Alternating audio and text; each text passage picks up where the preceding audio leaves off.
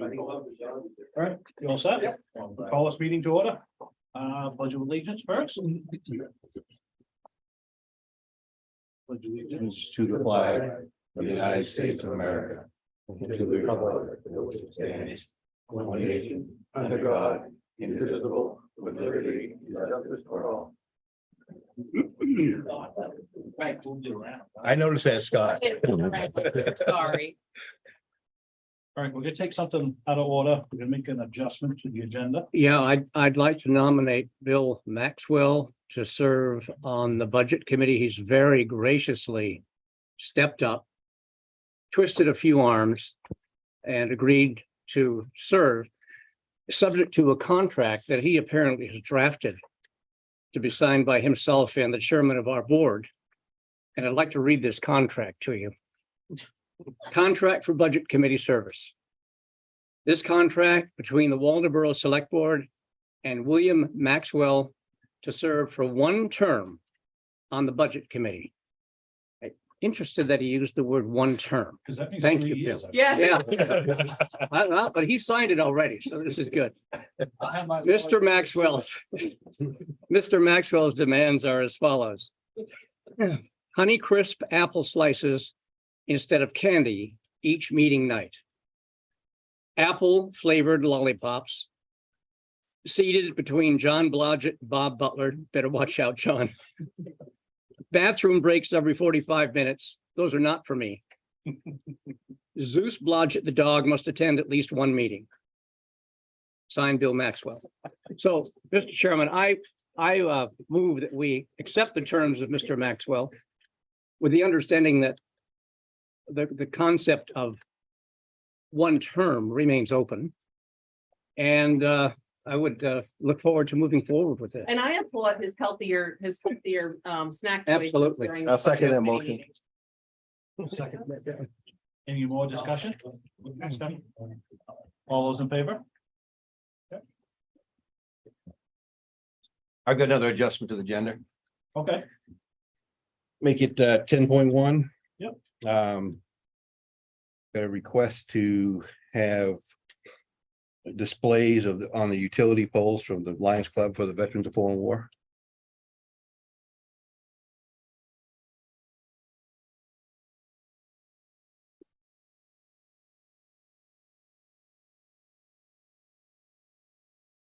there a second. Second, Any discussion? Seeing that, all those in favor, put it on the agenda. Cool. It's on. Cool.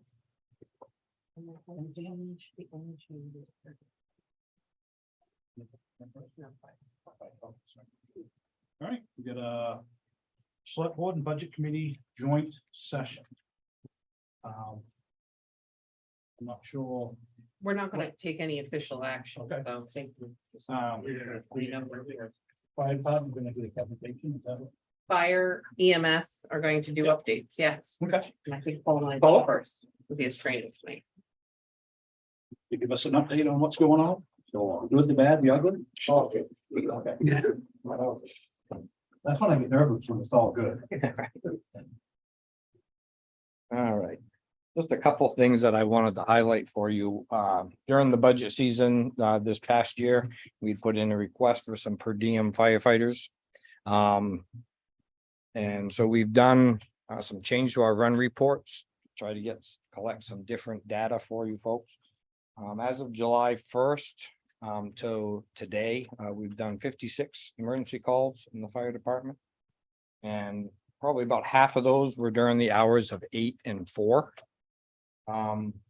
And during that time, the average for the first arriving unit, that's either Dale or myself generally.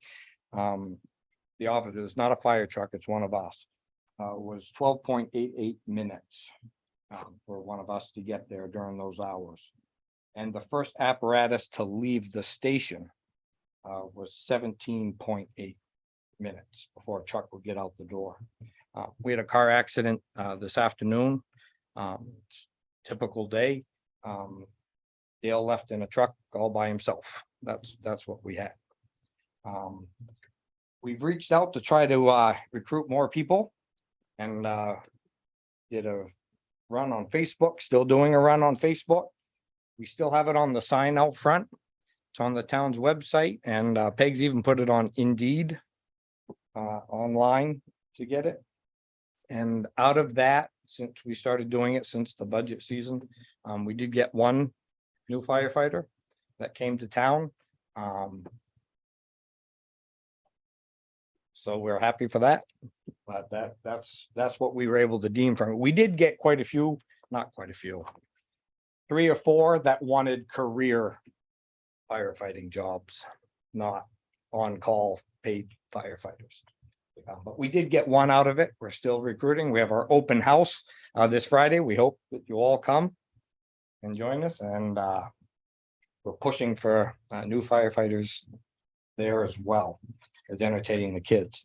Another thing we've done is looking farther down the road is we've really tried to revitalize our junior firefighter program. Over the last several years, we've had one at a time, is how it sort of worked out. We sort of set the program up for 3 people, and we've been very fortunate that we've got 5. And we are thrilled with these kids. They're over there tonight. Tuesday night is their training night. They train with us, but they also come in on their own nights and train. And they're going to be actually participating in the state junior firefighter muster at the end of the month. So we're really excited about that. So that's a sign for our future. Where's that mean now? Scarborough. So that's a positive thing. One of them's looking to go into the Marines afterwards, after he's done school.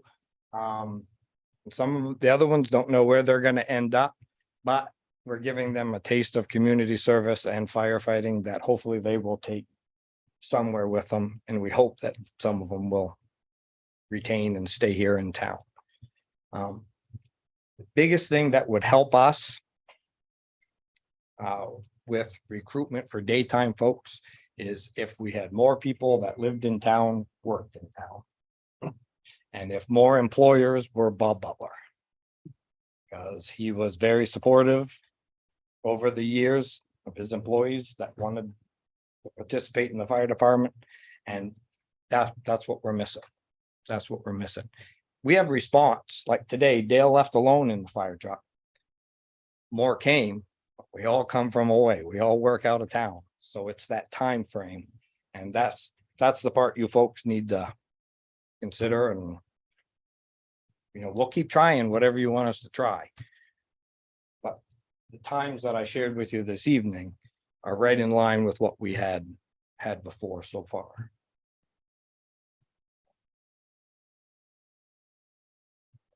Questions? How many guys are you down?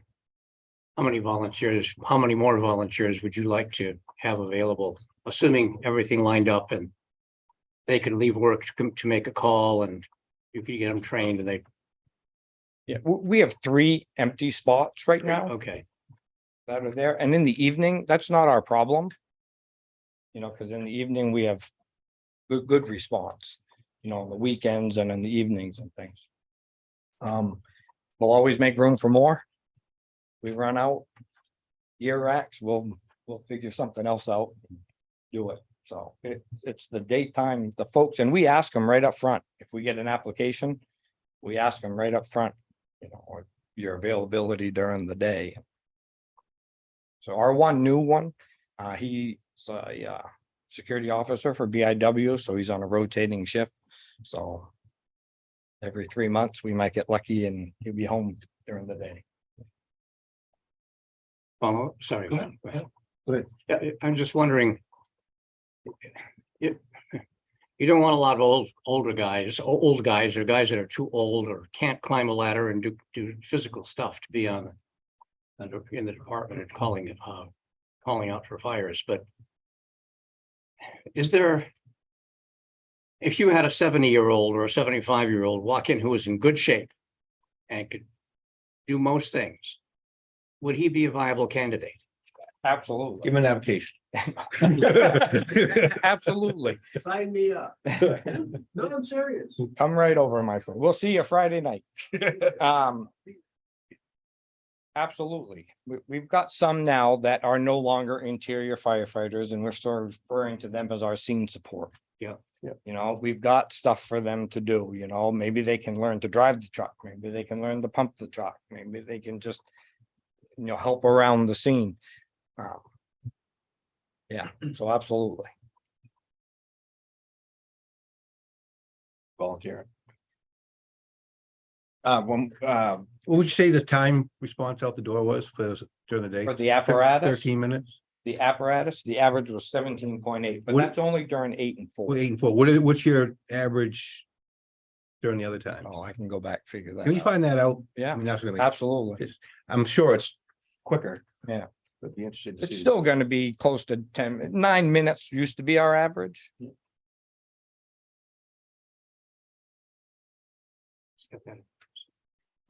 So, well, how many firefighters on roster now actually work? Working down. Yeah, now we've got retired folks that are in town. Mark Gifford. Works for the town. He's at the transfer station. Yeah, and then our retired folks are around during the day. The ones that have worked, yeah.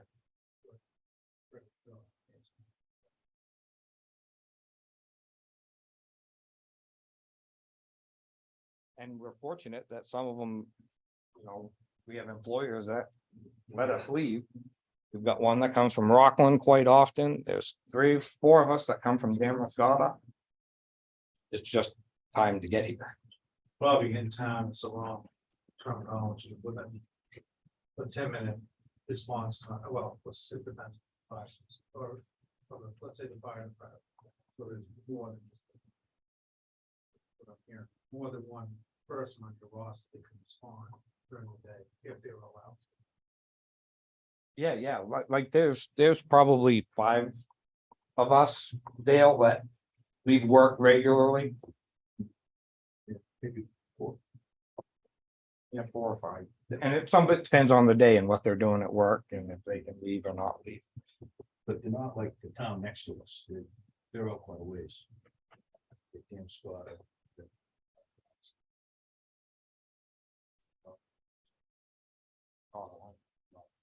Couple in Rockland. They're not here in 10 minutes. Any other questions? Yeah, cool. And I'll find that information out for you, John. When Yeah, that time for the just date curious. for comparison. And one positive note, it's been a long time since we've done a hazardous materials operations class here. And we have one instructor that we all really enjoy and love. He's very expensive and we were fortunate enough that we got a grant through the Lincoln County LEPC and the state, and I just got word they're paying for the whole course, so that's about $5,000. And all of our firefighters, again, will be brought up to the operations level in hazardous materials, which is a positive thing, so we're excited about that. Awesome. Great. Thank you. Yep. I apologize, we're training tonight. No, it's fine. Thanks.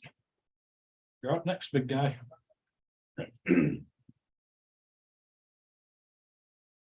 I'll move around now. It is.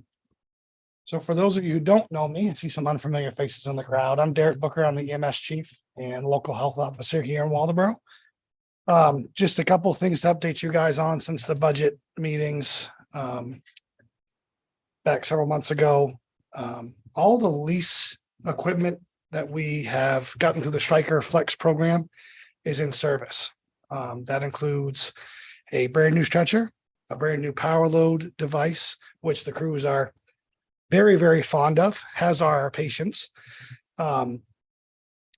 3 new monitors and 2 new Lucas devices. So that, Could you explain what a Lucas device? yeah, is? so Lucas device is an automated CPR machine. Basically, it does compressions for us.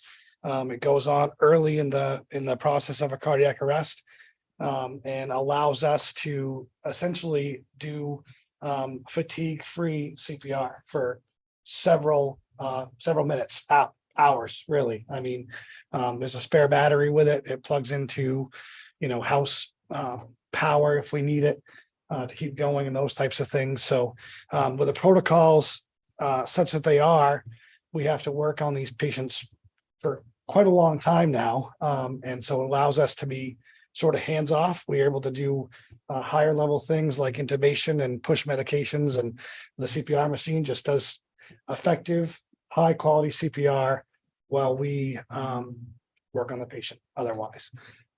We initially had bought one through some help from our ambulance association, Friendships Ambulance Association, and the town of Waldeboro.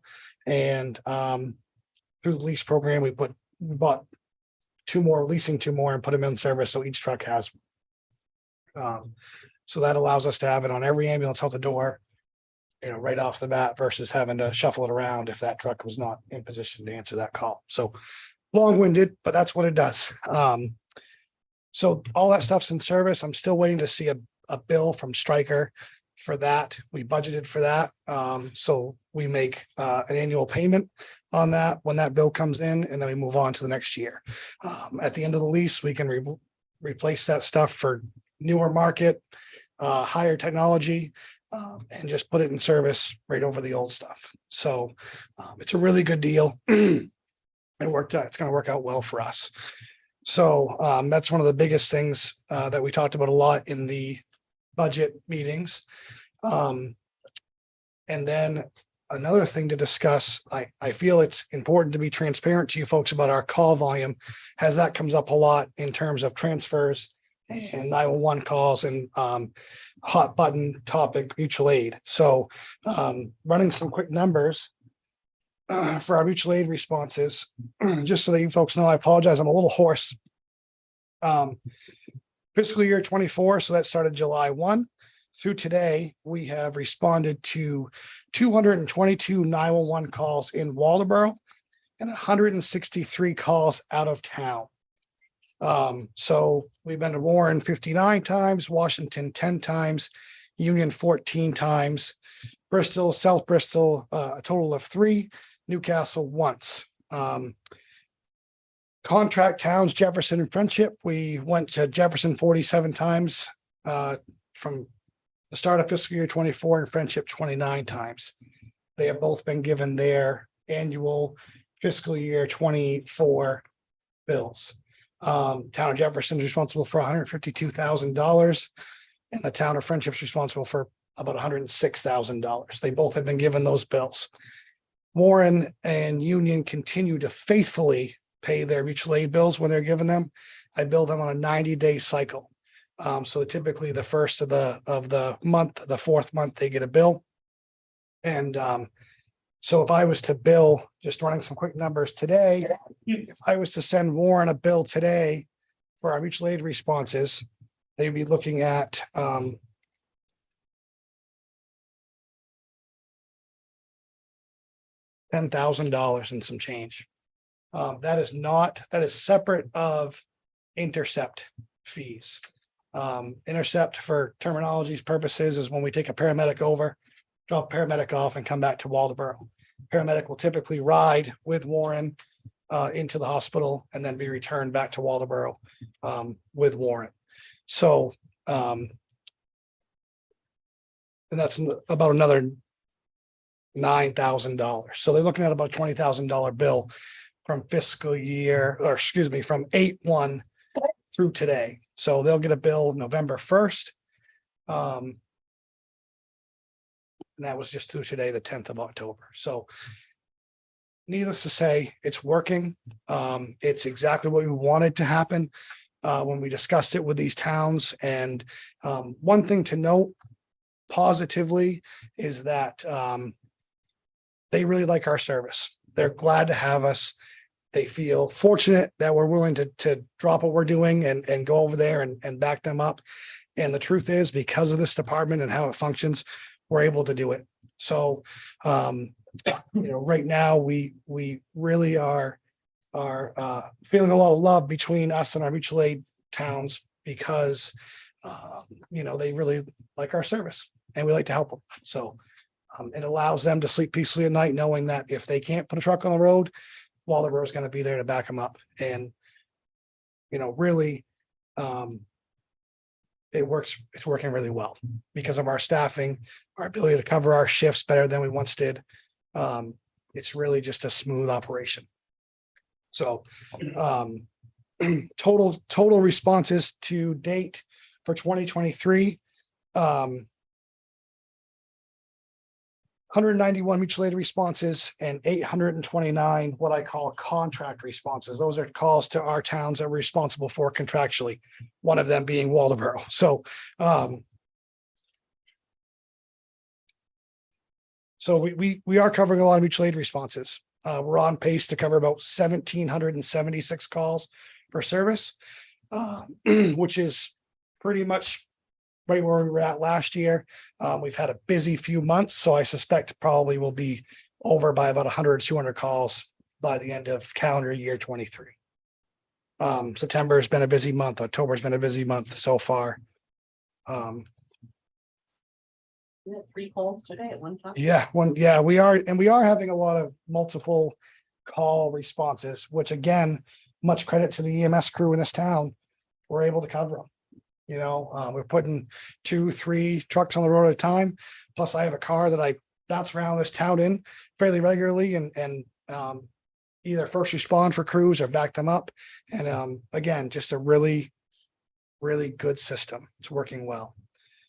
Transfers. So we discussed transfers a lot, particularly Penn Bay transfers. They have put into place a program with North Star to supplement Northeast to cover their transfers. So we're seeing some transfers out of Penn Bay.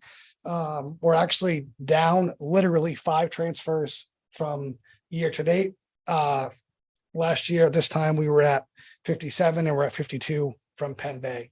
We're not getting the calls as often at Penn Bay, which is what we expected. But I'll tell you what, the call volume at Miles has skyrocketed like we also expected. And because of Penn Bay's ability to handle their transfers with other services, we're covering a lot more out of Miles, which really is a good thing. We want to take care of Miles. The majority of our patients go there. It's closer to main med. So, the wear and tear on trucks is less, diesel's less. It's just trucks are back in service faster. It's better for morale. We're covering a lot more transfers out of Miles.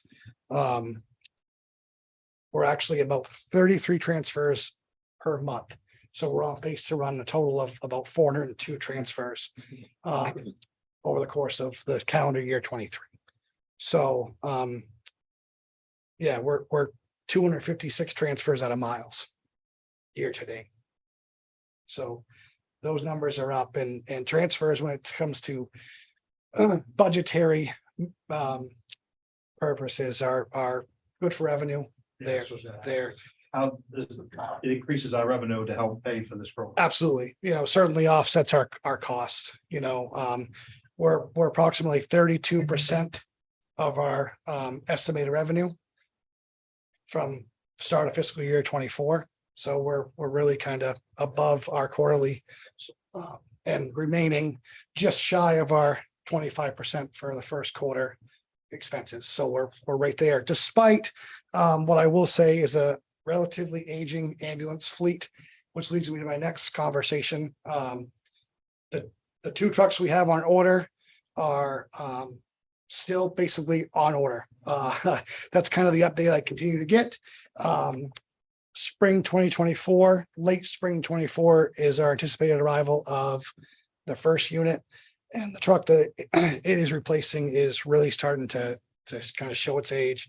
Will could speak to the public works side. They are working on our rigs, that particular rig quite often. But it's a good program there as well. Faster turnaround times, less money. It's just it's working out well. So they're able. The mechanic program. Yep. So they're able to get us back on the road much faster. No, the Hillside didn't do a fantastic job and still continues to help us on certain things and also still does a fantastic job of squeezing us in. But this program is working just like we thought it was gonna and very well to this. So 2 trucks on order. One truck should be here late spring 24. Second one should be here sometime in 2025. That's really all they can give me for updates right now. It's a little frustrating and I continue to poke them in the side for more information. And when I have it, you folks will have it. But we're basically on schedule is what I can say for that. So really, as far as that goes, a truck that was involved in an accident. Autotronics did a fantastic job repairing it. Actually, it seemed like a long time that it was down, but it really wasn't in the grand scheme of things. It was about 5 months. And when you talk about the way that parts are going and that sort of stuff, it really was a quick turnaround. The truck came back like new. So it's back in service. That truck has the power load in it. That will be here till 2030 with us. So we invested, the power load into that system, into that truck. So the other 2 trucks will have the power load system in them upon their delivery. So it's kind of where we're at in the EMS world. This crew continues to thrive day in and day out. They work hard. They like what they do and they're proud to serve this community. So Anybody got any questions? I think you answered all of mine, so. I just think you guys are doing amazing. Well, I mean, thank you very much. I do have a question on the intercepts. Yep. When you have to send a medic or paramedic over there, have you ever been down here? So the short answer is yes, undoubtedly. It's probably hard to track exactly how many times we're down. We have a lot of medics on staff. We typically staff at least 24 hours a day. Right now, excuse me, I'm sorry. Right now, we have a really large influx of paramedics, which is nice. Yeah. It allows us to send paramedics places and have backup medics back here. But the short answer to your question, Bob, is when I'm home, I typically monitor the radio, right? So if that paramedic, if we are one medic, and that's a rarity nowadays, if that paramedic leaves town, I typically will come out and play paramedic on the next call if I have to. But again, that's much more rare than it once was because we're staffing a lot more paramedics. Yeah, but how much wear and tear is that on you? Like I said, it used to be a lot. It's not a lot now, right? So it's the workload for me in this position is much more manageable because of how the system is working. So I encourage all of us, budget committee, select board, to continue to be supportive of how this department is running because it's working. So I just wanted to add 2 things that Derek and I talk about. I mean, Derek, myself, Peg, we are very engaged on a daily basis. And I will say that Derek, the EMS under Derek Booker has flourished. And they're doing a great job. And 2 things that we discussed a lot is, and as we all remember, the goal was to get away from per diem and get more full-time EMTs and medics. And we discussed that regularly and what can we do and what can't we do within the budget. And so we stay in constant contact with that. And Derek brought up the ambulance being an accident. That brought up the fact that we were out 5 months and you needed that 3rd rig. So we had to rent a rig. Insurance covered part of it. They didn't cover the rest. We're still in subrogation, so we might get fully restored. But one of the things that we even talked about, Derek and I spitball and we're like, so when we retire one of these rigs, should we keep them? And he's like, well, I'm not sure. And I'm like, well, maybe we put an engine, because the engine would be the issue in the one of them. Maybe we throw an engine in that and that's our backup. So I just want you to understand that the 3 of us are in daily contact, and we do think about things, big questions as they come up and say, hey, how should we be doing this? Should we be doing that? And I'm just very proud of from where we were 2 years ago to where we are now. And the budget committee members and the select board that were here at that point can really appreciate that. And I think that's why there were so many of us sitting around here smiling while you're talking.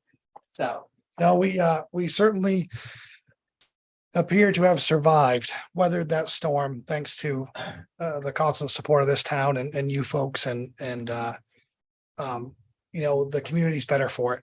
You know, a lot of places don't have this, you know, not like this anyways, you know, and I'm not saying it doesn't come without a lot of background work, because it does, but certainly is well worth it, you know, to have what this community has and really at its fingertips, you know, response times, hot button, you know, as you heard from Chief Smeltzer, and, you know, we're out the door quick. We have paramedics on the trucks.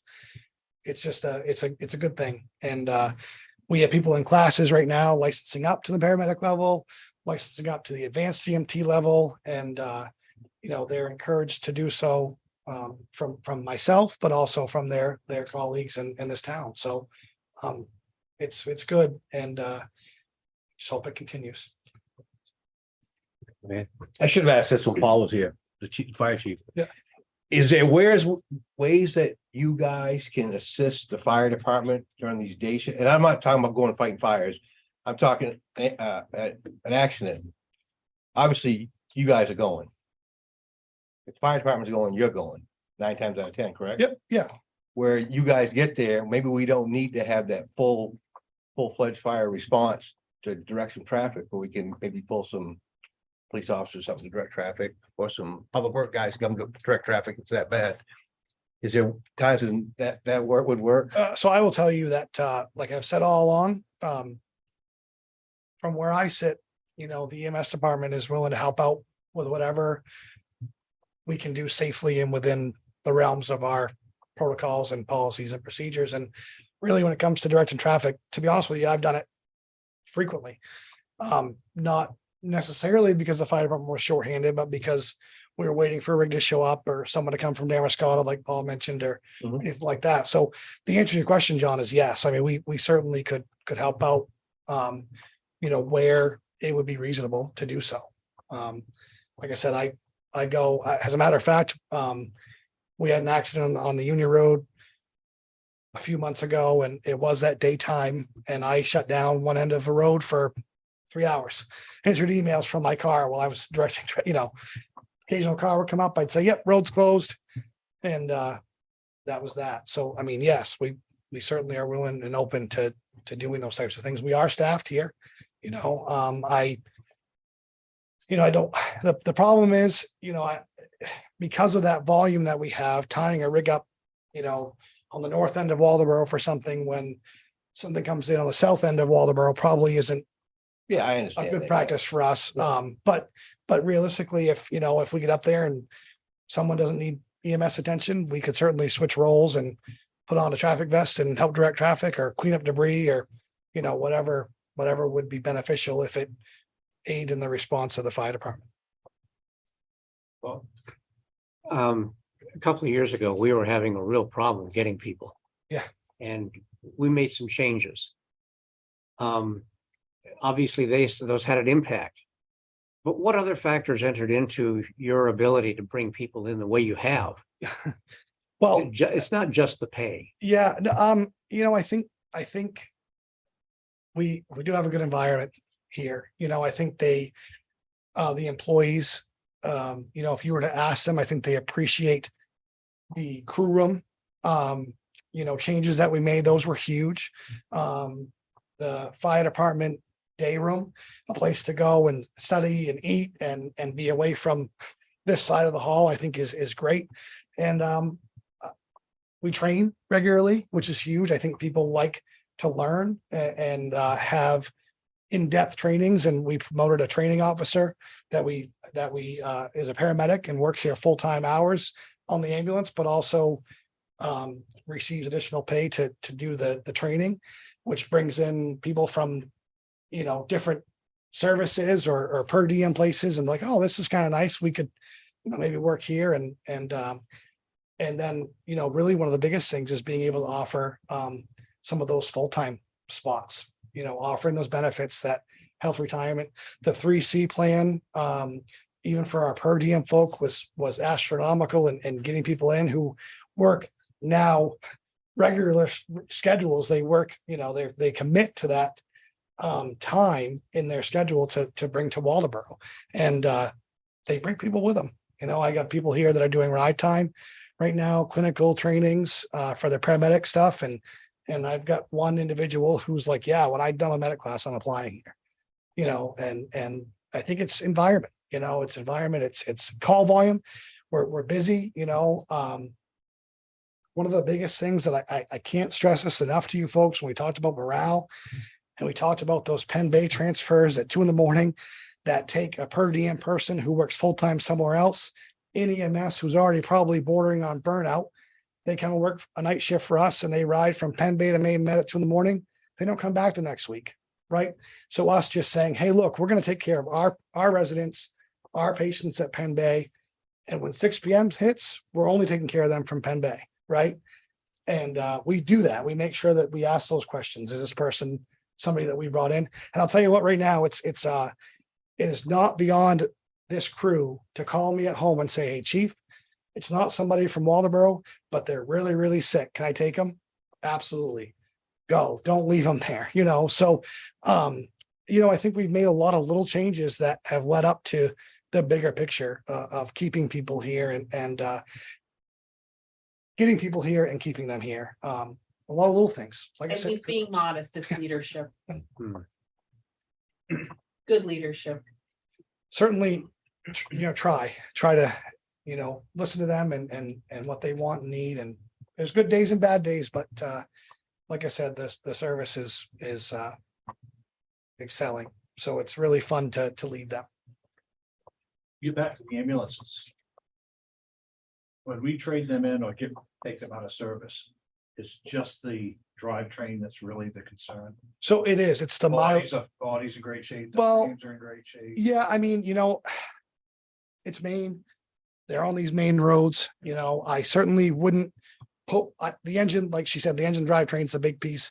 I wouldn't, without consulting with our town mechanics, put one back in service. Well, I think that's where I was going to that, is maybe it should be looked at before we put Oh. an engine transmission in. 100%. If it's in- Yeah. if it's in excellent shape, there's no sense in spending $300,000. You can spend 15,000 and have an engine transmission put in, and that truck be perfectly fine As our backup. as a backup. Yeah, no, I think replacing them on a 10-year cycle, at least, you know, initially will be huge, right? But if and my thought process was, after we talked, you know, looking them over, rust is a huge thing. Oh, yeah. You know that. Yeah.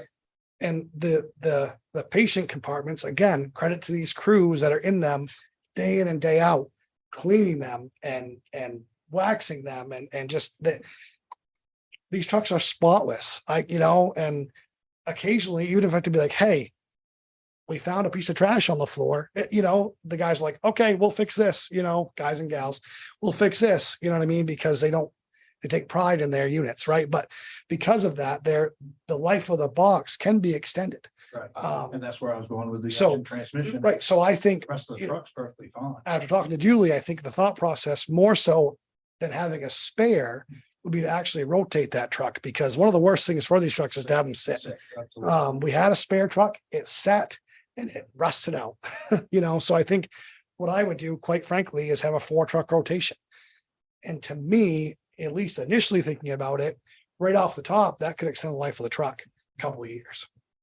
And then when you talk about saving, you know, capital wise, all of a sudden you've got enough capital money for 2 new rigs. But And in the past, we didn't have a mechanic that could do an engine Right. swap. So there's the, Yes. you know, Yes. it's a different, we have to, and that's one of the things we're learning is sometimes now we have to think about how we think about it. one thing to think about when you talk about keeping a truck is again, not letting it sit, but also you have to, I'm not going to, this conversation with Bill Maxwell a lot over the budget meetings.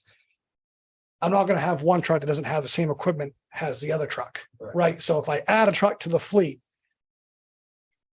maybe I can leave some of the high end, you know, the Lucas device, maybe I don't need a 4th one. I don't know, right? But I would suggest we do have a 4th one. But again, you have to keep the same equipment on that truck. That way you're not truly having just a truck sitting up there doesn't have the equipment that you need in the event of a 4th call, or if you're going to rotate it in. So just things to think about when you talk about the actual cost of, When we actually thought about it, I was like, well, then we could maybe rent it if some other town needed it. yeah.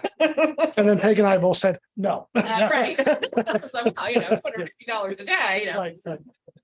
But yeah, so just things to think about as we move forward in truck world. But the 2 new trucks are on order and they are coming. Hopefully Okay. sooner than later. But On the flip side, the older trucks, do they have residual value? And could they be put towards a new truck? yeah, so I think, Julie would have the information and Peg better than I would on the last sale of one of our ambulances. It went to Mexico and we got over, I think it was $16,000 for it, and that was the first time we've made actual something over 10 grand on it, any of them. So we put it on Gov Deals and off they go. And I don't think there would be any issue, especially in today's world, because they're so well kept in selling it. Can't get them, so. Right, and people can't get them. So, a service like, for instance, Union Rescue, who's looking to cut back on their mutual aid costs, they may be interested in spending $25,000-$30,000 on a leftover ambulance that's in good shape. So all things to discuss when we get closer to, right now, the truck is actively in service and it's not Right, I going anywhere just yet. wanted to make sure everybody understood, like, there's other stuff going on that we're thinking of it. Cool. Anybody else got any more questions? Seeing none, okay. Move on. Thank you, guys. Thank you. Capital plan. Hello, budget committee members.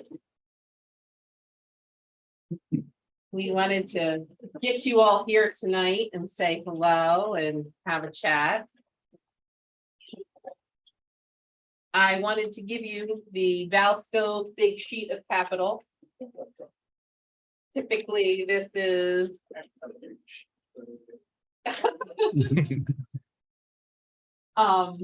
but typically this, at least once during budget season, this will be covered the entire table because sometimes people can't read the small sheet. But this is updated. This has our balances as of 6/30/2023. And then what we budgeted in 2024, and then our plan for going out. And we keep going up to 2045, and I am going to tell you right now, like I told you during budget season. Those numbers are the best guesstimate, because I certainly do not know what an ambulance or a fire truck or a police car will cost in 2045. But it is the best guesstimate that we have. Just to give everybody an overview, especially our newest members. We evaluate every year how we handle our capital. A lot of times we put a lot of money into capital reserves so that we're saving money for the future. When bond rates were low, we actually borrowed money because we were not going to see 1.5%, 2% rates for a long time. We felt, so we actually went out and borrowed, restructured our debt, and thanks to the budget committee and the select board, who were very supportive of Peg and I in that endeavor. We have a great interest rate right now. Moving forward, we've got to really seriously consider how we're going to fund our capital. Because obviously interest rates are not in our favor now, but we're going to have to look at that because there are going to be some big purchases coming up. The other thing that's going to impact that is the next thing we'll talk about, which is the school bond, and this, which I'm sure will be interesting. But we've updated this. If you have any questions, especially our new members, we want to extend, Peg and I would like to extend to our our 4 new members, even though Billy's return. But please make an appointment to come in. We'll go over the budget. This is the budget book that you'll get. These normally come out in February. This is the budget book you'll get. There's always a beautiful picture. There is song and dance during budget season, just so you know, it is the most wonderful time of the year. And Peg and I can sit down and go over the budget with you that is in place right now. We can sit down and go over the capital plan with you and answer any questions you might have. We love questions and visits from our budget committee members. Because we get you in a room and we have your total attention, and then we can tell you all of the wonderful things about our budget. And Peg works very hard at that and does an excellent job. And we enjoy it. Most towns don't like their budget season. I do think we look forward to it. Actually is something we enjoy. And for the new members, our current budget committee, our prior and our select board, at least since 2017, since I've been here, we thoroughly enjoy our process. I was tasked my first year with getting the budget book out early. We've made that date every year since. And it's just been a pleasure, really, to budget. And I think we're very transparent about how we do it. I think every resident should be a part of that process. I wish more people would come to the budget committee meetings. It's one of my biggest rants that I have, is somebody will come in and say, well, we didn't know that. And I was like, well, we discussed it at the budget committee meeting. And please come, because it really is a fun time. And you learn a lot about the town. You know, we talk about every year, and I'm going to say it, there's not a lot of room. We do not have a budget, an operating budget, nor a capital budget that has a lot of fat in it, ever. Last year, the budget committee and the select board cut close to $1 million out of the proposed budget to try to minimize the impact to residents. And a lot of those were hard choices, because there was nothing in those requests that was really something crazy. They were all good requests. And then the select board and budget committee said to the department heads, go back and see what you can do. And every department gave and said, well, you know what, we can make do with this. And that's a credit to the department heads. And I was very proud of everybody taking, you know, a hit to try to help the town. So that's where we are with our capital plan. Again, nothing's really changed. Peg and I updated it. And we're in decent shape there. But remember, we didn't put in all the money to pave roads. So when people are upset about roads, we sacrificed some of our road program for that, to try to keep the rate low. So just everybody remember that. And that's the hard thing to explain to people sometimes. You know, well, you have all this money, but we're only a very small portion of that budget. When you look at that pie, we are a very small portion of that. Which brings me next. What I wanted to talk to you guys about tonight was how our capital plan and how we proceed in the future with borrowing. We have to understand that the $81 million bond that is before the voters in November, although it's from the school, it is part of our debt calculation. So we have to realize that in 2024, if they're putting in $353,000 for debt, and that is for calendar year 2025, our calculation on our sheet, the bottom line. The bottom line for us in 2025 was adding 2 million in debt. When you look at what we were, 350,000 for the surface paving. We also have a fire truck in there. So there's 853,000 for a fire truck that, you know, the chief would like to replace. We have 262,000 for ambulances. All of this adds up, and those are going to be choices that the select board and the budget committee have to make. And again, that's impacted by what can people afford. And you add that into what the debt is going to be for the school. And when you look at the second sheet, you will see they have their amortization. I put their amortization schedule at the bottom. And then up top, if you see, and this is from the school. I made it so wherever fiscal year is with a number next to it, that 300,000, that's what Daryl told me is the average assessment now of a house. That's what's going to be the cost. So in the first year of fiscal year 25, they're going to borrow. If you look at the first year, it says $3 million. It's going to cost the house per $1,019 will be $57. If you have a house assessed at 300,000, but then as they borrow more and more, that amount goes up. So if you look at fiscal year 26, it's $162. Fiscal year 27, it jumps up to 366. In fiscal year 28, it goes to 621. And fiscal year 29, 960. Fiscal year 30 is where they borrowed everything, and that's about $1,077. So For 100,000? no, Down to $300,000. for a $300,000 home. So for a house that's assessed at more, and Yeah. bear in mind that currently we have single wides selling for over $200,000. That valuation has not, everybody says, oh, the values are going down. No, they're not. Daryl keeps getting sales in that are saying our values are going up. So again, these are numbers the school generated, and I have to say there's a lot of factors that go into that. And one of those factors is how you look at it, because every year we meet after the budgets are approved and we strike a mill rate. And you ask overlay and where can all of this fall? You could go up in the first year in fiscal year 25.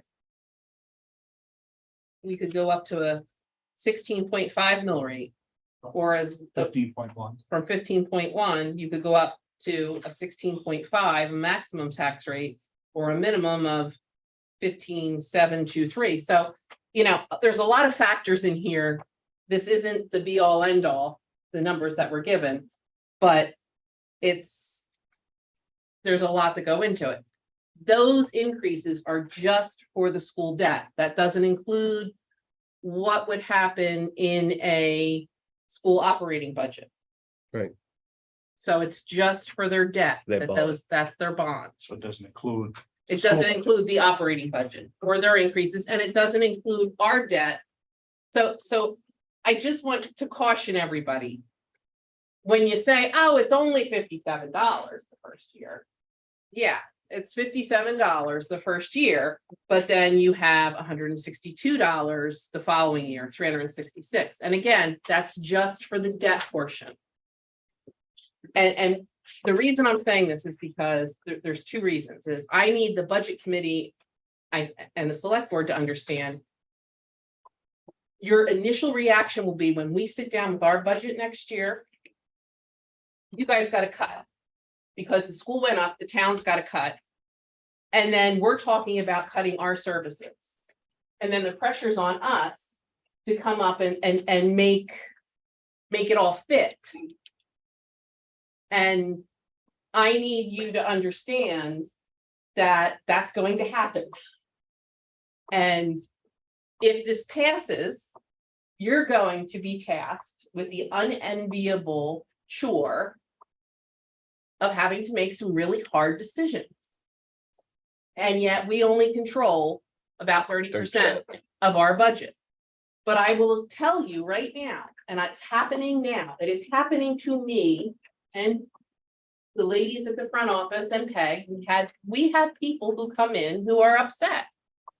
What are you as the town manager going to do about this?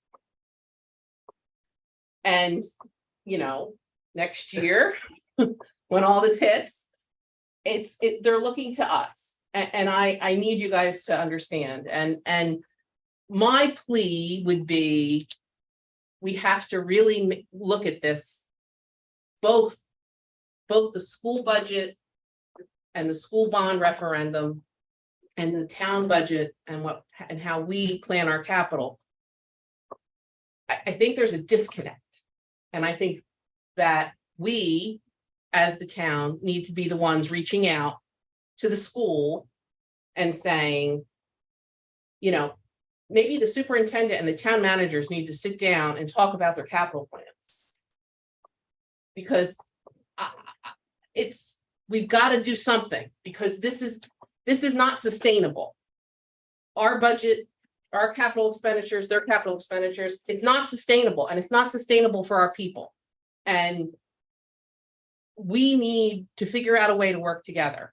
And, you know, I've heard a lot of feedback from the school board. Well, you know, there's a lot of nastiness and personal issues, and, you know, everybody's upset. Well, everybody is upset because it's money. And when it comes to people not being able to afford to live in their town and in their home, that's very personal.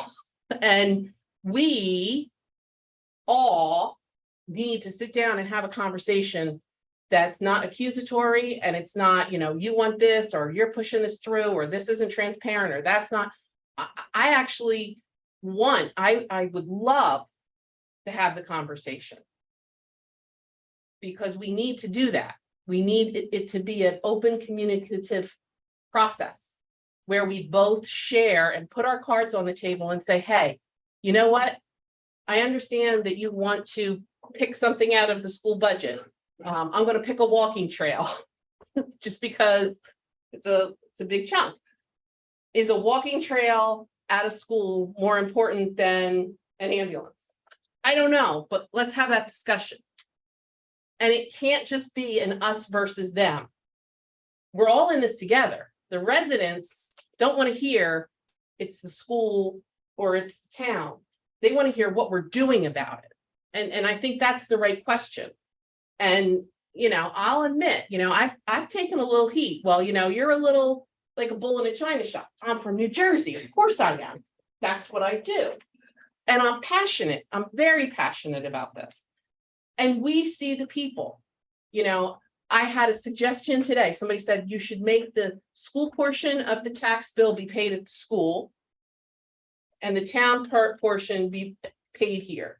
And I said, well, I don't think legally I can do that, but I appreciate it. But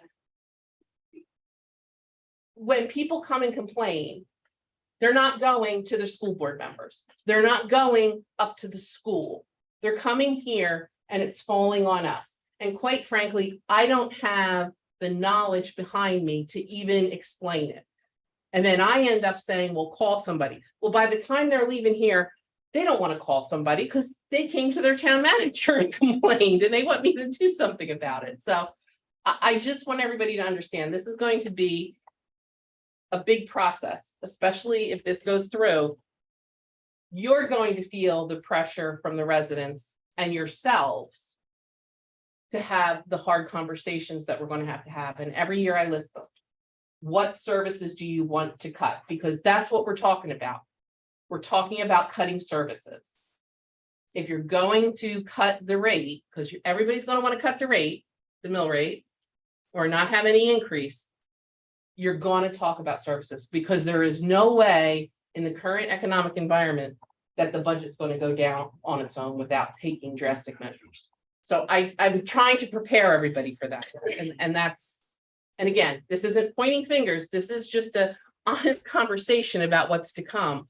And I really do think it's incumbent upon the school board, the select boards, the town managers, and the superintendents to get together and come up with a plan that all of our residents benefit from. And that we don't hurt anybody in the process. That's what we're here for. So I'm off my soapbox now. Scott. So you believe that if this doesn't pass a vote, that there will be a revised plan? Well, I don't know, because I heard that a school board member at a public meeting the other night said there would be one for 161 million coming out that next.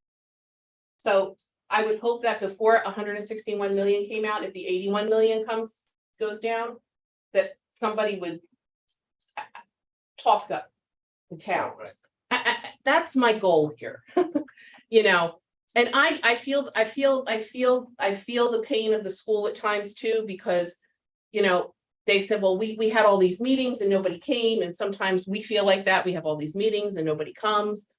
But it's a heavy lift, and like I said, their debt becomes town debt. And that could impact what we want to do, including the community center, including simply buying a fire truck or an ambulance, and none of those things are ever simple. And we agonized over that second ambulance during the budget process. And we cut the road project because we had to prioritize what we were doing. So, another question. Let's say for some reason people don't come to vote and this passes. Won't work that way. Where's our fund balance? Could some of that be used to offset? We every year we could do something like we could use more fund balance. I don't know what our fund balance is off the top of our head, but we can get back to you and email that out. What we caution against using for fund balance to supplement the school is, and it's really to supplement the Overall tech. the overall package, is the fact that then we don't have it for when we have an emergency. But some people would argue this could be an emergency. But if we start using it, you're gonna have to use it all through.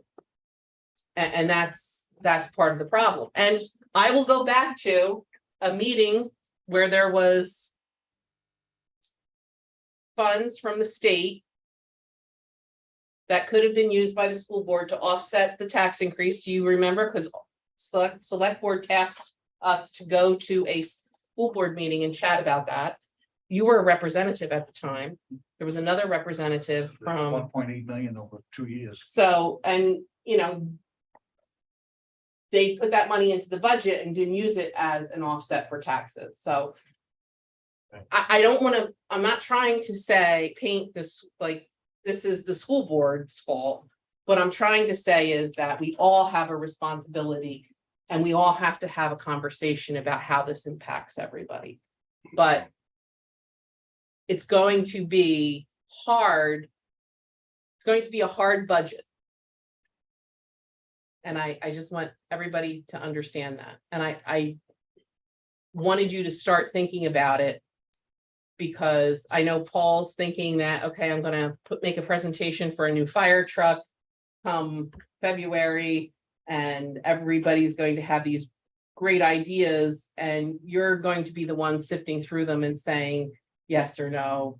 And you know, you'll have residents hopefully that come in and explain their plight. You know, I mean, we've heard, and I think Pam has probably heard more, and Pam and Rose are the front line, and they probably heard the most comments. You know, and in speaking with the other towns, there's a lot of very unhappy people, and people are hurting. And I think we have to remember that the median income in Waldeboro is $45,000.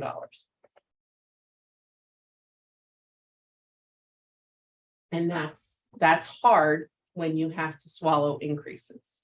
How far beyond 2031 does this bond go? It goes Yeah. out to 2054, 24 years, 23 years. 25 technically. Technically 25 years beyond. So But it does, what they wanted me to point out too, and I heard them, was that in fiscal year 31, you peak in 30 and then it kind of, it goes off. But it's still over $1,000. But it's still, Increase. you're still, of your regular right, taxes. and everything else in the town's gonna. go up. again, and I don't think, So everything in the town's gonna cost more. and there's no way that an operating budget can't go up in our times we're in right now. But I don't think that there is anybody sitting at this table or out in the audience that doesn't believe that there's things that have to be done. And I've said this repeatedly to people. I don't think there's anybody here who does not realize that there isn't work to be done. It's just how the work gets done that is the question. For me, the question is not even that. The question for me is, how do we all work together to make this more palatable for our residents? affordable approach, trying to figure out. Well, affordability, definitely, that If I could say something. you have to acknowledge. Yep, go ahead. I was looking through just the first column, the $3 million initial bond. And looking at the debt service, and I think they listed.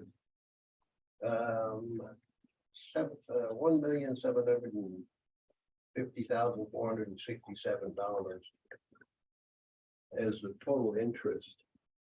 And they're showing the interest at 4.621%, I think. But if you take what they're telling you, the total interest is gonna be for that $3 million bond of 1,750,467, that only represents 2.334%. That's half of what they're claiming the interest rate they're paying is.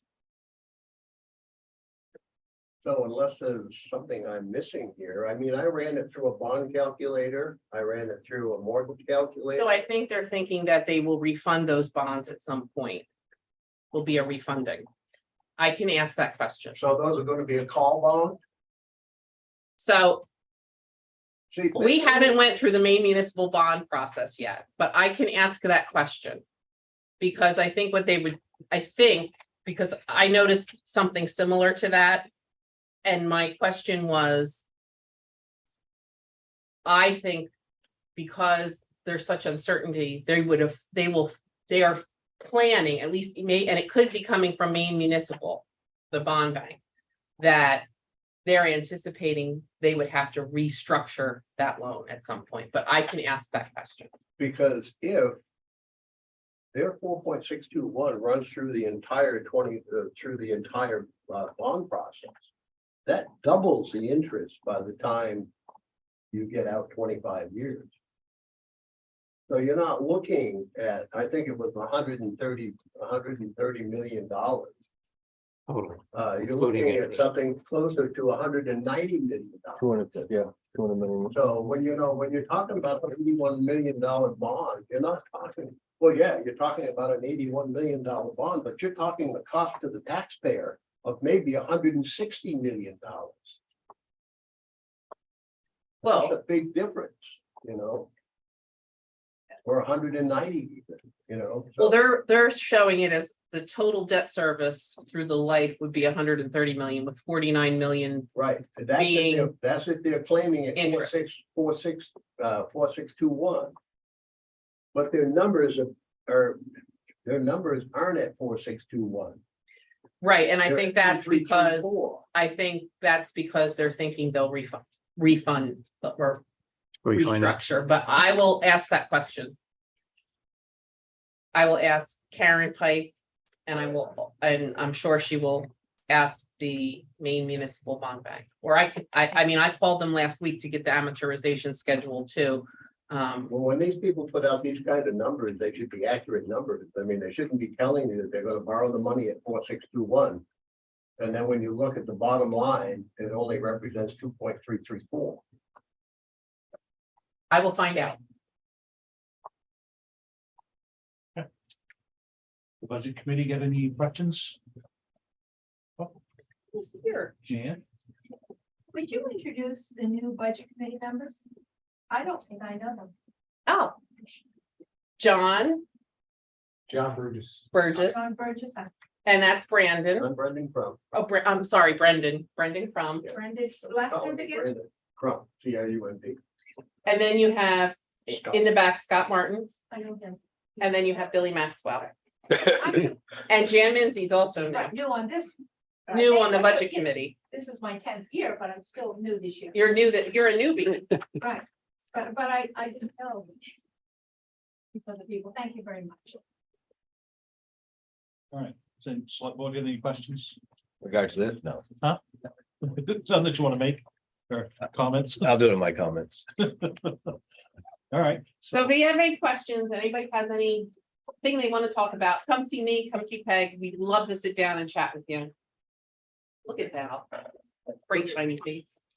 You quiet tonight. I know. I don't know. I'm scared. All right, we'll ask. But with the interest, the 4.621, and then there are figures of the total, is that because that's a half year? On the initial year? No, I can answer, I can help answer that one. Okay, Steve probably tell me if I'm right. Why I understood at the meeting the other night, because they're only gonna borrow that 3 million right. the first year, because that's, if this gets approved, that's all they plan on borrowing this first year, because that's all they can get done next summer. With the interest rate, Brendan was saying the calculation comes out to half. But this, the date is May 2024 and all the others are November. So is that? I don't, interest That's a good calculation I question. think that there's some other calculation in here that, Okay. I bet you it's because they think they're gonna restructure it, but I could be totally wrong. Not a big reduction. I will find out and I will pass it on. And I just want everybody to know, I did invite everybody from the school to this meeting tonight in an email. I just don't want people to think they weren't invited. They did. Years ago, we did that with them and they never showed up. And we was meeting out in the bay. I'd just like to add something. It's in the power of the citizens of the 5 towns as to whether they want to fund this or not. And if you're not talking to folks about voting, whatever their preference, then that's the answer to everybody that's coming to talk to Julie. If they're coming to talk to you, you should be saying, look, this is in the power of the voters. If you don't want to pay for it, vote no, get to the polls. If you do want to pay for it, you really want to pay an extra $1,000 a year, go to the polls and vote for it. It's in the power of the voters. It's not in the power of the select board or the budget committee or the town manager. I don't know if anybody else has got any phone calls, but I have about this, so. They weren't very pleasant either, so. That being said, I'm all set. Is anybody else? Yeah, so I mean, the statement that was made that someone in the school board had stated that if 81 million doesn't pass, we're gonna come back with a 161 million. Well, if the 81 million doesn't pass, why would we vote for 160? Absolutely. Okay, so you'd like to understand, first off, what are the priorities of this bond? What is needed, the accreditation at the school? And what repairs are needed, and what needs to be added in a breakdown? You know, a blanket $81 million bond. With no description of what we're gonna do with the money.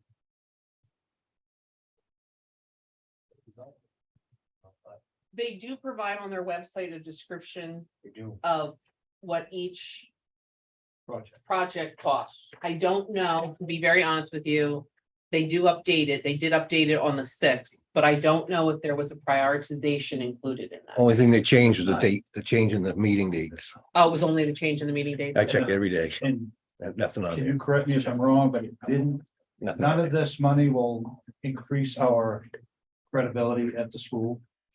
They go to accreditation or whatever. I can't remember what it was called. The accreditation. Yeah, The school is still accredited, but they are Right. on warning. what's that? They are on warning. Right, but this 81 million isn't gonna take them out of that one. The I only- think They- they represented that portions of it would like updating, I think the science. Build the science wing. I can't speak to that, Yeah. but I That's do the way I believe, took it, is they really wouldn't definitely say that this was gonna help with accreditation of the school. What I've heard anecdotally from people. That's the things that I've heard that a lot of this money's going to has nothing to do with accreditation. And that's the way I took it in the meeting we had here with the school board. Is the way I took it. They wouldn't speak up and say that, yeah, this is gonna help us. It's, I didn't get that feeling from it. Cosmetic. Yep.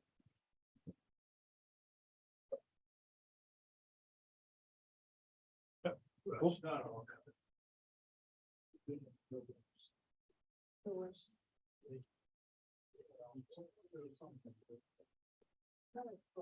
I took the tour of Miller School, I put 4 kids through there.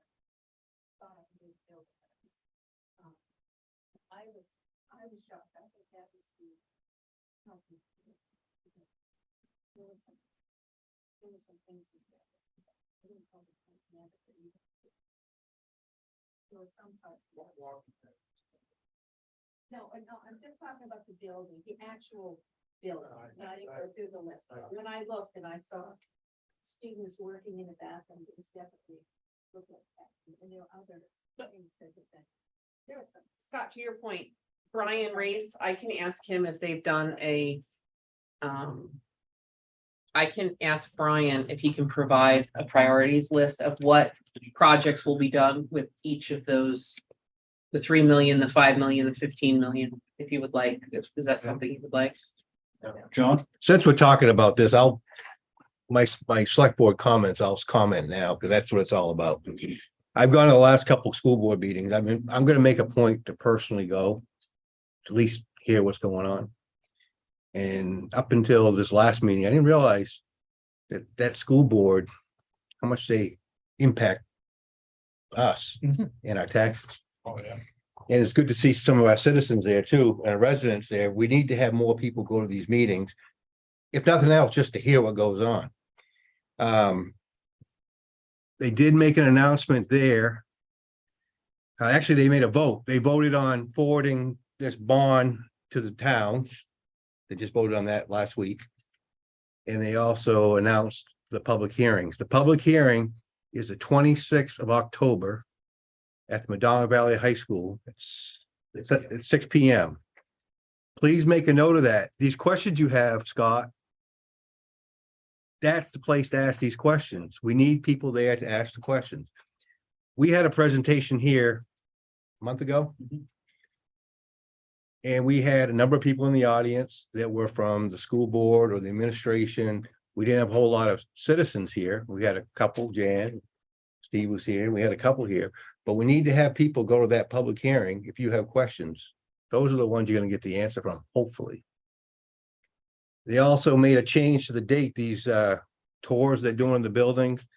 The next walkthrough at Madomic will be October 16th.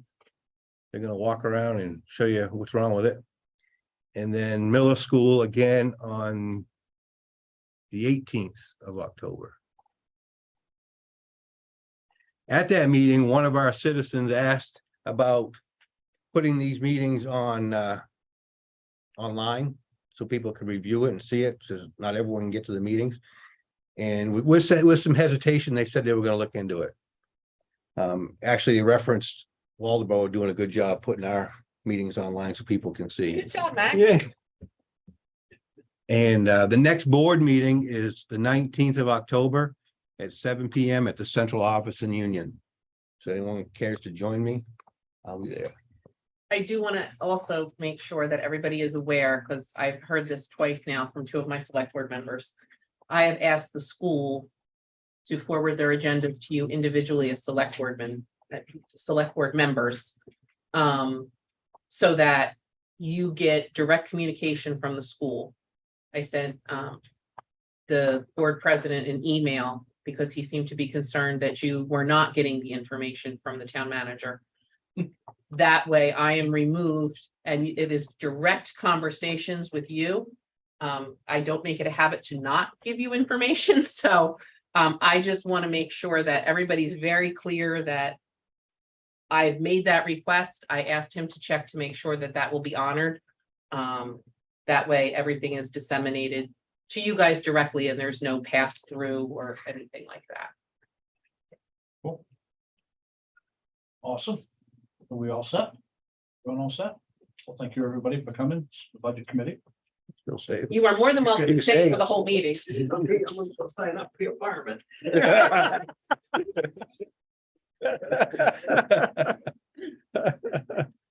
Well, yeah, we'll move along. Now technically, Bob, did we vote Bill in automatically, or you want to put it just on the agenda as I thought we a did new vote. item? I think we voted him in. Okay. I think I'll you go with- convened the meeting, we had the pledge and Good enough. Perfect. All right. All right. Citizens' comments.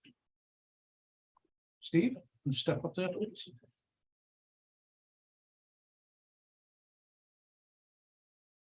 Good evening. Thank you, Abden. My wife and I, Carmen, live here in Waldeboro, and I'm coming to you all tonight because I'm hoping that maybe you can get a response, an answer from the RSU 40 school administration about a question I've been asking them, a money question I've been asking them for several weeks now. And it's has to do with, if you remember the I just checked, it has not been updated recently, but on their capital improvements plan, on the third page of the cost analysis, they give, and this is the thing I'm hearing too, you're hearing this and I'm hearing this. Where are they getting these numbers? What formula are they using? And it asked the question, I showed up, went to the union select board meeting where the RSU 40 administration presented their case. That was September 19th. And they do like this, they have it on video. And I would encourage everybody here to actually go, it's, as NBC used to say, must-see TV. So it was very interesting. What are the numbers on that third page? This one was, that's where they give the numbers, Waldeboro, for example, $400 per 100,000. So that would be what was handed out tonight. Right. That's, But you want the actual formula. yeah, I would, hey, let's, I made it through college calculus. I mean, I think you go by percentage, is that what you're talking, the percentages of what towns pay? yeah, but they use three things: estimates based on current interest rates, Okay, home valuations, and enrollment. Mhm. So I got you. where's that formula? So Okay. Where's the numbers? yeah, where's the numbers they're plugging in and the formula itself? There has to, just didn't, anyhow, so Adam Fuller, the Union Select Board Chair, was very gracious to me, even though I'm from Waldeboro. I said, can I ask a question? He said, sure, coming up. So I asked that question and Karen Pike said, well, I sent it to you in an email. So got a little flustered for about a second, but then I was like, no, I don't think she did, because I had been emailing her and said, okay, I'll go back and look and maybe you and I could sit down and chat. So went home, looked, nothing. Emailed her the next day, the 20th. Have not received response yet. So I brought the question up again at the last school board meeting on this last Thursday, and they said, "Oh, okay, we'll get that to you and we'll put it up on our website." Okay, I just checked before I got here. Also, she was passing out something to the board members about a breakdown of this bond numbers, and I said, "Hey, can you put that on your website?" "Oh yeah, we'll put that on our website." Okay. Still not there. Near the end of this union select board meeting, you were talking about priorities. They were on, that was one, they were on that soapbox big time. So what are your priorities? And so Brian Ray said, well, I've got something here. He had just emailed it to them like 2 hours before the meeting, and he passed it out to them, and they were all like, can you put this priority list on your website?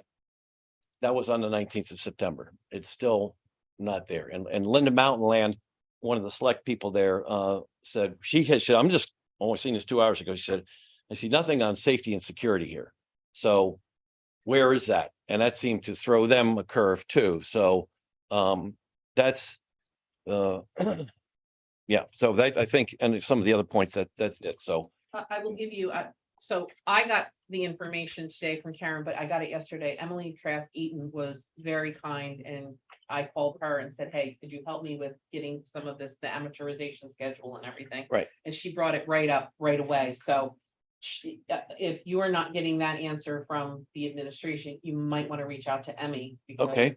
she was very gracious and wonderful and came right up and Okay. gave you the I information. will definitely email her. So they were, again, the union select board was, Adam Fuller was on your thing about transparency, and they were not happy about what they perceived as a lack of transparency. So thank you for your time. And Appreciate again, it. like I said before, we sometimes feel that too, but we've got to put everything aside and just figure out a way to work together and get it all done.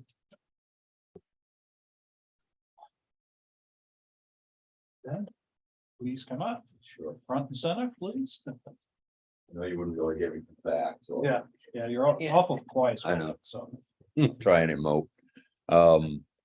As always, I'm here just to get an update on the big building next door. Are we still on pace for a demolition?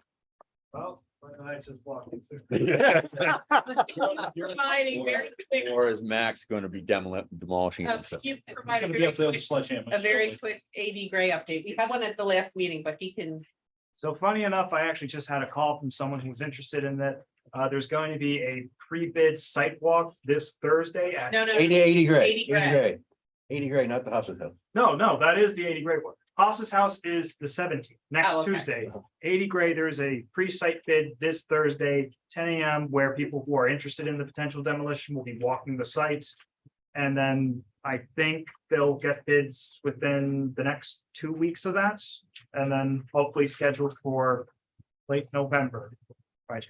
But I need to see what demolition bids are gonna look like. Sure, but at least in theory, it's still on for before New Year's. That is their goal. Because I somehow been nominated as the person in the community who gets all the 80 Gray questions.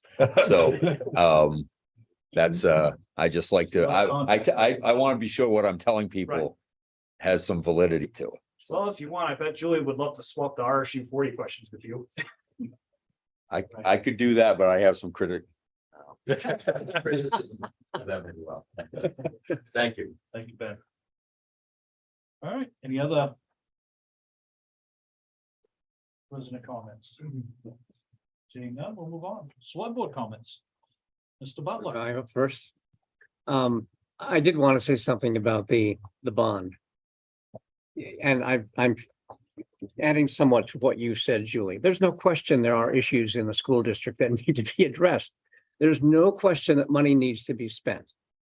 But my question has been, are you borrowing enough? And nobody's been able to answer that, except tonight I've heard, well, if this doesn't pass, they're going to borrow $161 million. And to me, the issue is credibility. It's not transparency. It's credibility. That board and that district have not made a credible case for the money they want to spend. And I hope this gets voted down, so they're required to come back to I don't care if they want to borrow 160 million. I want it to be justified and credible, so we can sit here and discuss it and talk about priorities and figure out how to move this thing forward. I think you're spot on, Julie. This has to be a cooperative, collaborative effort. And it's been one way. And that, in my mind, just doesn't work. So that's my comment. Thank you. John, I already said mine. Mike, Well, I've been one of the most vocal opponents because of the soaring tax rates. Well, the soaring everything for soaring utility rates, soaring tax rates, soaring purchase price. This is just one more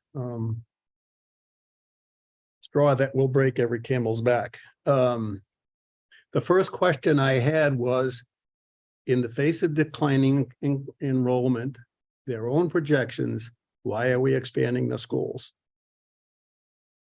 That's number one. Number two is, when you rebuild a building or we put an addition on a building, you basically have to go back and redo everything you did before. If you didn't have sprinklers then, you got to have sprinklers now. Now, you can argue about whether there should be sprinklers now or not, but it is directly as a result of the expansion that all of these costs are going to be incurred. And I think about half of the money, that half of that $81 million would be for directly and indirectly related to the expansion in the face of declining enrollment. And I'll probably remember the third thing in a minute. Will, I'm not gonna talk about the bond, but I'll talk about the fire department open house, Friday the 13th. 6 to 8 p.m. I hope everybody comes out. It's great every year. They got a lot of stuff for kids to do. Fire truck rides, games. Smokey the Bear and Sparky will be there. So I know my kids like it every year. We got a drone this year too. Drone And and that smokehouse and this. compliments of the Shellfish Committee.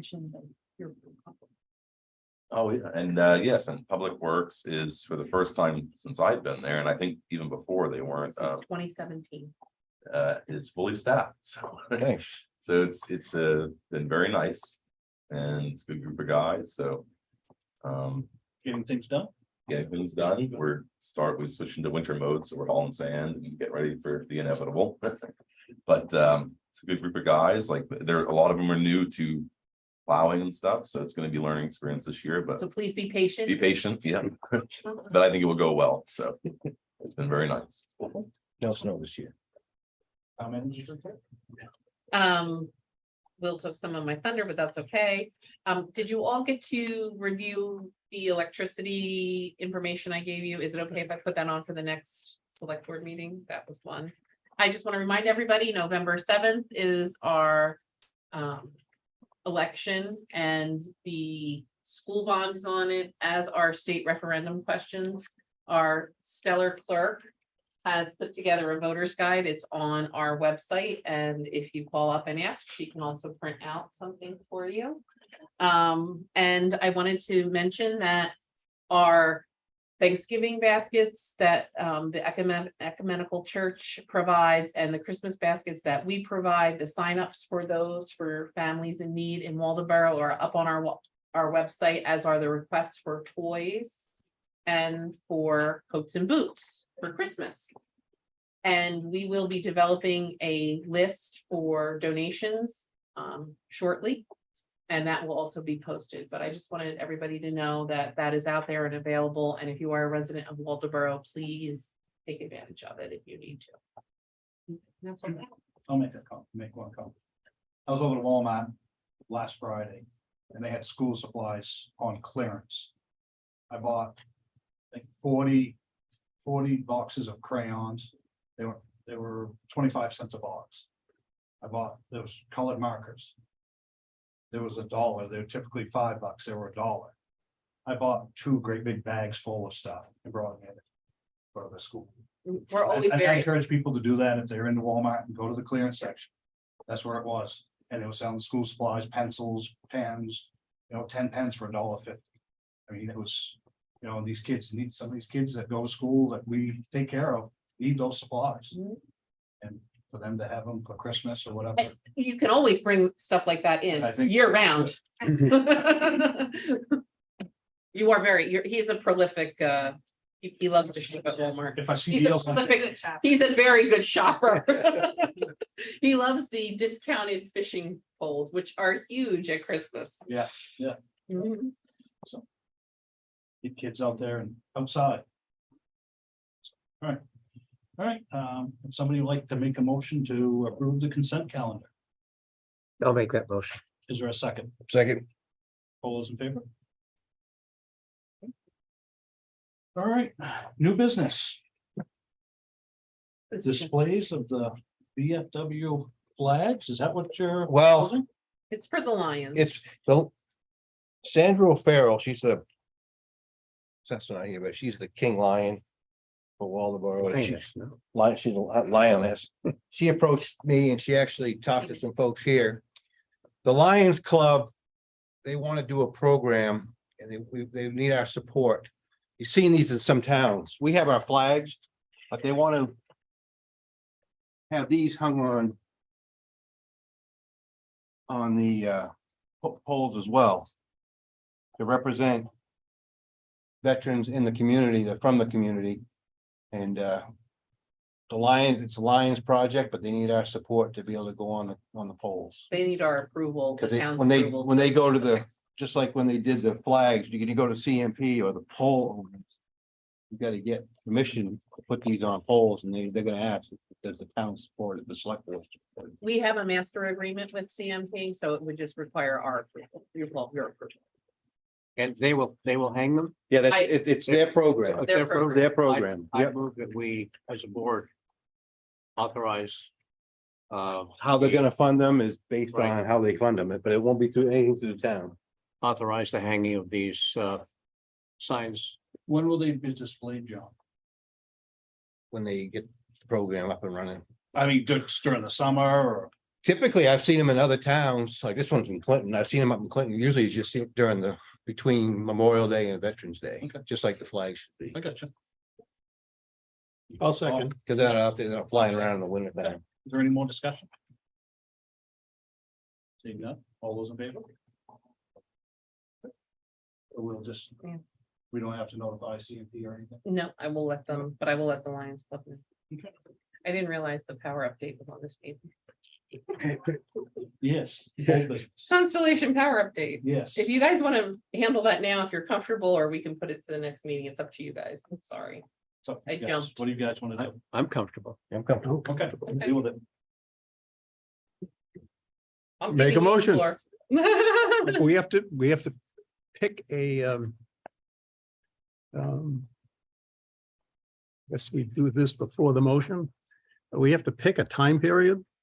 I think we authorize the town manager to, We can authorize the town manager Yeah, to make the to do decision it. as to the time period to sign up.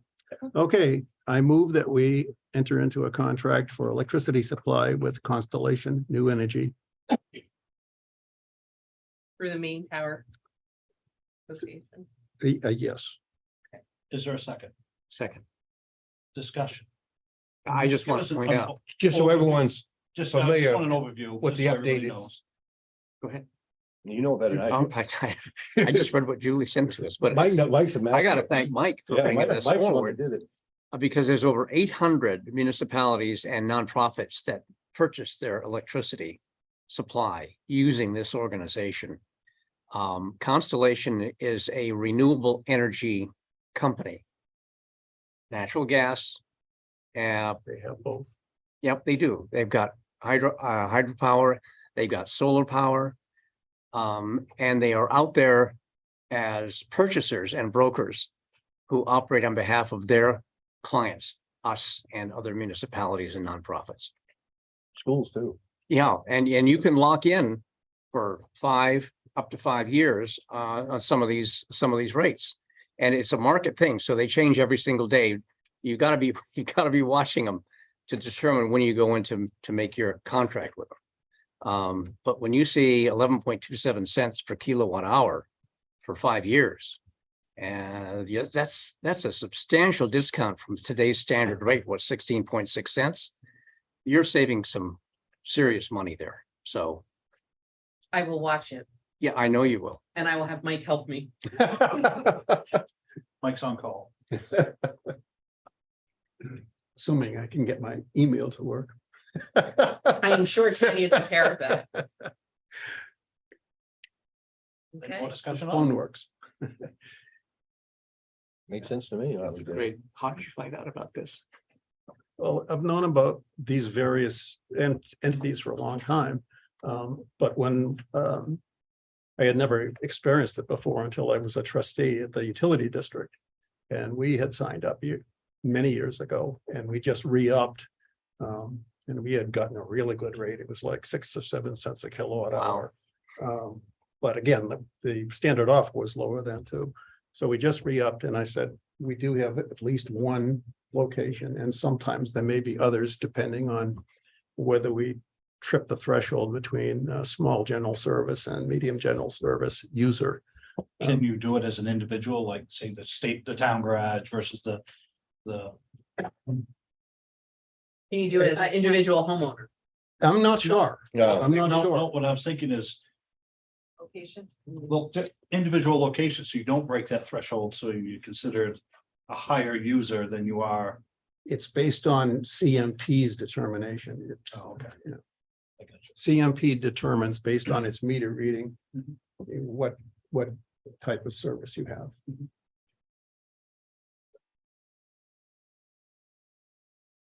Discussion. All those in favor? You are good to go. Okay. One more thing to watch. One more thing. Lots of things to watch in the next couple of weeks. All right. Items for the next meeting. Nobody can have any because it's packed. We're gonna see the auditors? You're gonna see everybody and their grandmother. Fantastic. So would I entertain a motion to adjourn? Don't move. Is there a second? Second. All those in favor? There we go. Don't forget, October 26th, public hearing. Right. Yes. That's just at school. I will be High back. school. High school. Yep. 7 hours.